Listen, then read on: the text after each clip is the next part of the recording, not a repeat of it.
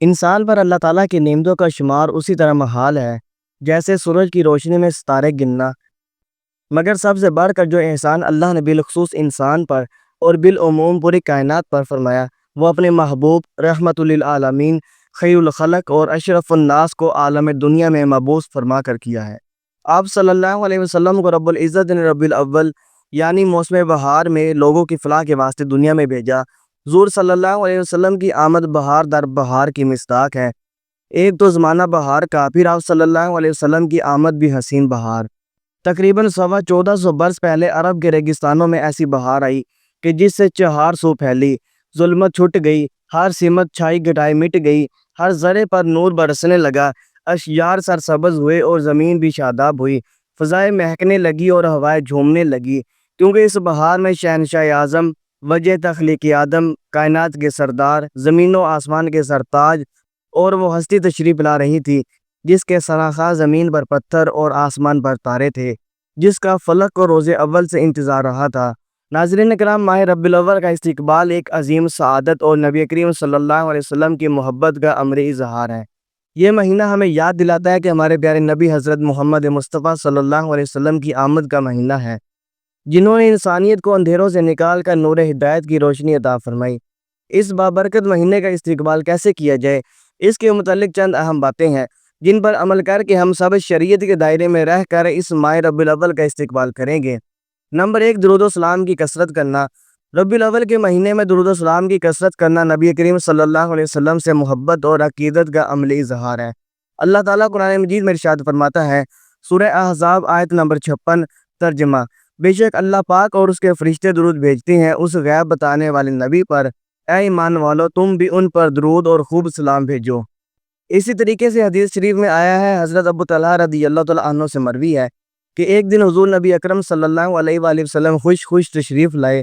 فرمایا، حضرت جبرائیل علیہ السلام میرے پاس تشریف لائے اور کہا، آپ صلی اللہ علیہ وسلم کا رب فرماتا ہے، اے محمد صلی اللہ علیہ وآلہ وسلم، کہ آپ اس پر راضی نہیں کہ آپ کی امت میں سے جو کوئی آپ پر درود بھیجے میں اس پر 10 رحمتیں نازل کروں، اور جو کوئی آپ پر سلام بھیجے میں اس پر 10 سلام نازل کروں۔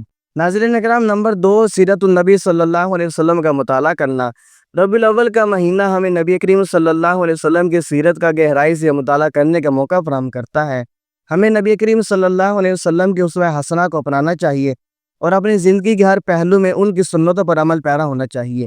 نمبر 3، محافل میلاد النبی صلی اللہ علیہ وسلم کا انعقاد کرنا۔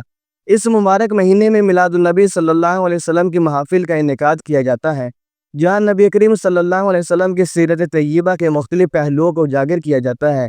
یہ محافل ہماری روحانیت کو جلا بخشتی ہیں اور نبی کریم صلی اللہ علیہ وسلم کی محبت کو مزید مضبوط کرتی ہیں۔ شارح بخاری امام احمد بن محمد قسطلانی المواہب الدینیہ میں بیان کرتے ہیں کہ ولادت با سعادت کے دنوں میں محفل میلاد کرنے کے فوائد میں سے تجربہ شدہ فائدہ یہ ہے کہ اس سال امن و امان رہتا ہے۔ اللہ پاک اس شخص پر رحمت نازل فرمائے جس نے ماہ ولادت کی راتوں کو عید بنا لیا۔ ناظرین کرام، اب یہاں پر دیکھیں، بخاری شریف کی جو شرح لکھنے والے ہیں وہ امام بھی یہی بات فرما رہے ہیں کہ ہمیں اپنے نبی صلی اللہ علیہ وآلہ وسلم سے محبت کا اظہار کرنے کے لیے محفل منعقد کرنی چاہیے۔ نمبر 4، خدمت خلق کرنا۔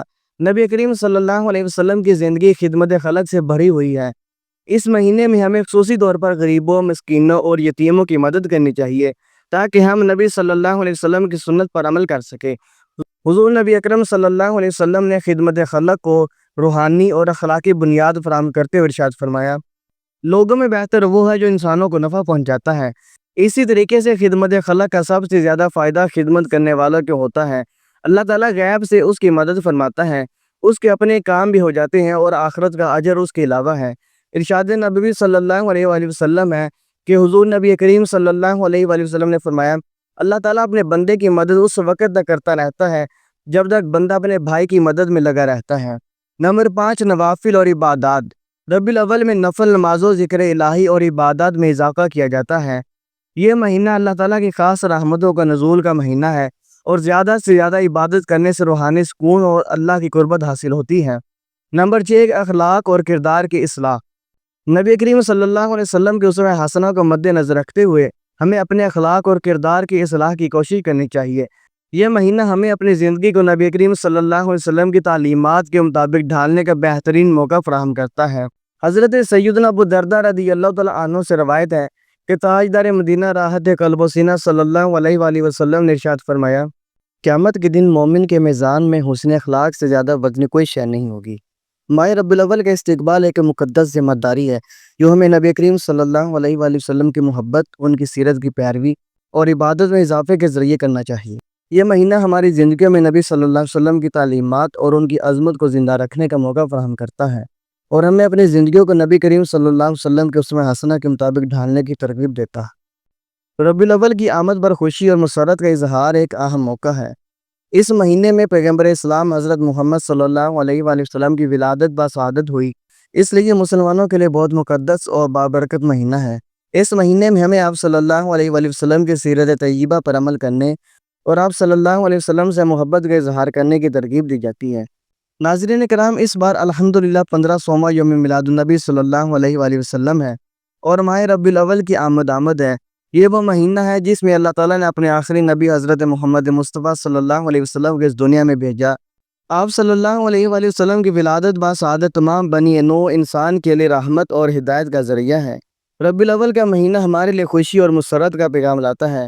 یہ وہ مہینہ ہے جب ہمیں آپ صلی اللہ علیہ وسلم کی سیرت طیبہ کو یاد کرنا چاہیے اور اس پر عمل کرنے کی کوشش کرنی چاہیے۔